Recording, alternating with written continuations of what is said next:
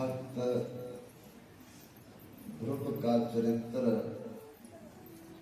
तथा भक्ता कर्माबाई की कथा की चर्चा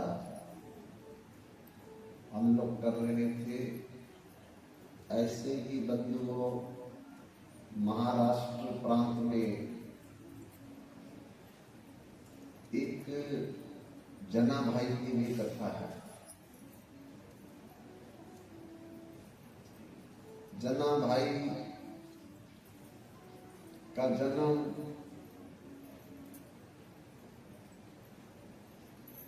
गोदावरी नदी के तट पर गंगा खेड़ स्थान पर हुआ।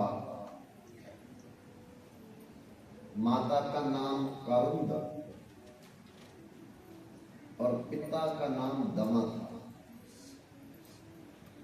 इनकी कोई संतान नहीं थी। बड़ी मन्नतें सुखन करके जब भगवान ने कन्या दी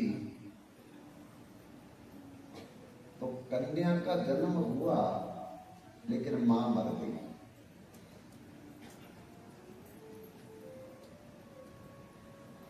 अब कन्या का पालन पोषण पिता के सर पर चला आया और मां तो अपने सभी बच्चों को संभाल लेती है, लेकिन पिता के लिए बड़ी कठिनाई हो जाती। तब बड़े दुखी होने लगे। एक तो कन्या, फिर दूसरा मां नहीं सर पर,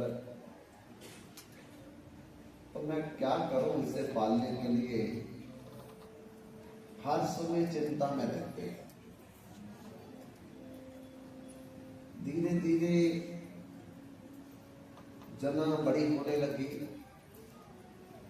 लेकिन पिता को उसकी पढ़ाई की चिंता, विवाह की चिंता सताने लगी। जना 8 वर्ष की हुई। अब पिता की चिंता 7वें समान में पहुंच गई। मैं क्या करूं? तब मन में विचार आया कि पंढरपुर में आषाढ़ मास की एकादशी को लेकर के अगली एकादशी तक 15 दिन का बहुत बड़ा मेला लगता है। भगवान पंढरीनाथ का। तो सब लोग हमारे गांव के वहां मेले में जाएंगे। मैं भी जना को लेकर के चला जाऊंगा।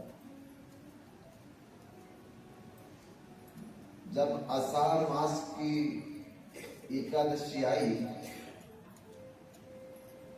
तो जना के पिता दमा ने जना से कहा कि पुत्री, हमारे सब गांव के लोग भगवान पंढरीनाथ जी के दर्शन करने जा रहे हैं। पंढरपुर में चलोगी?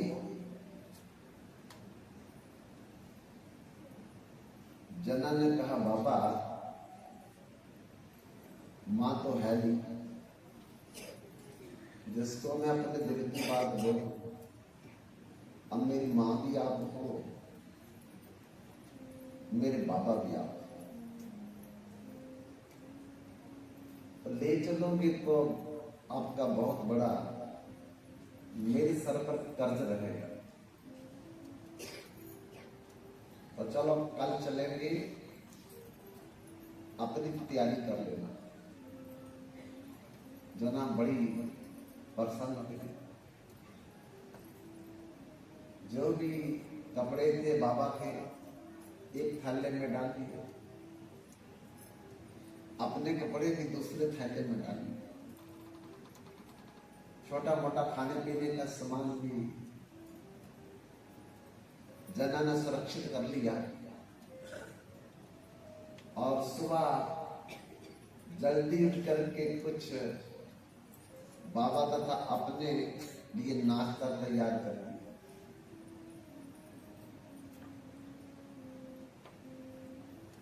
कुछ साथ में ले लिया, जहां तक खराब ना हो। कुछ सुबह नाश्ता कर लिया और बाबा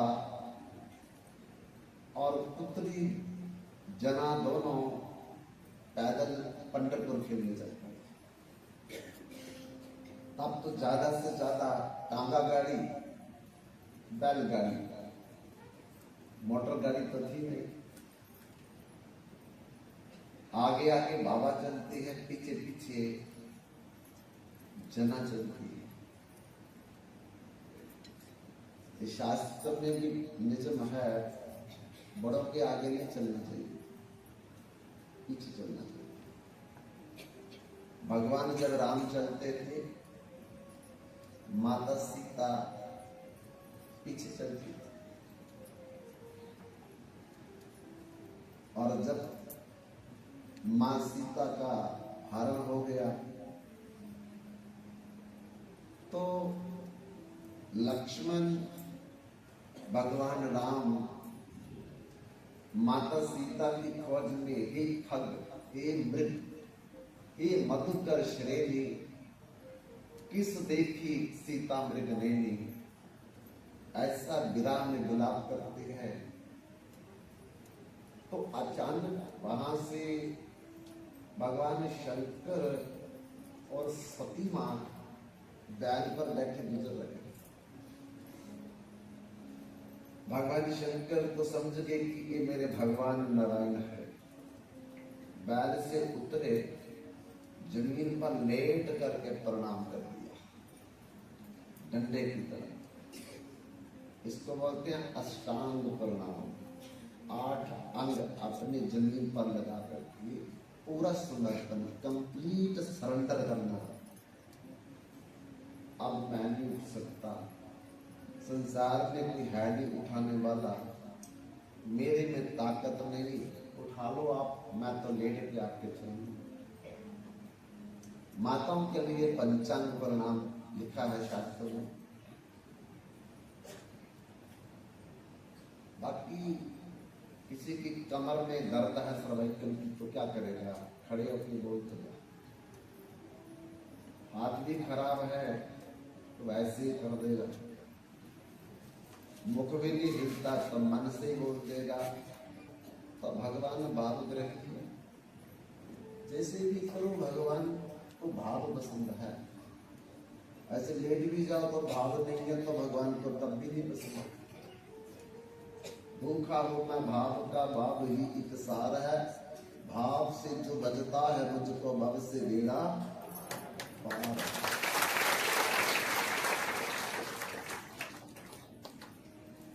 प्रेम कियो तिन प्रभु पायो, पायो शकल जन्म का वेद, बिन प्रेम के रहियो अधूरा, पंडित पढ़ियो चारों वेद। भगवान हमारी शरीर की एक्टिविटी नहीं देखते, मैं कितना सुंदर बोलता हूं ये नहीं देखते, कोई कथा कितनी अच्छी बोलता ये नहीं भगवान देखते, कोई ताली बड़ी जोर जोर से बजा रहा है ये नहीं देखते। भगवान देखते हैं इनके मन में क्या चल रहा है, और मन में देखते।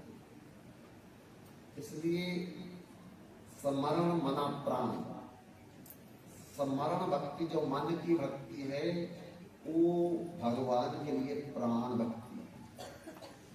हम बड़ा सुंदर बोलेंगे, मन में भक्ति है, बहुत जोर से ताली बजा रहे हैं, बात जाके भगवान की निंदा करेंगे, क्या फायदा हुआ बजाने का? नहीं, ऐसा नहीं। ताली भी बजाओ लेकिन मन में भी श्रद्धा, मुख से भी बोलो मन में भी श्रद्धा, तब तो फायदा है। अब मन में श्रद्धा है नहीं, बहुत जोर जोर से ताली बजा, तो लोग तो बोलेंगे बहुत भाव है, बहुत भक्ति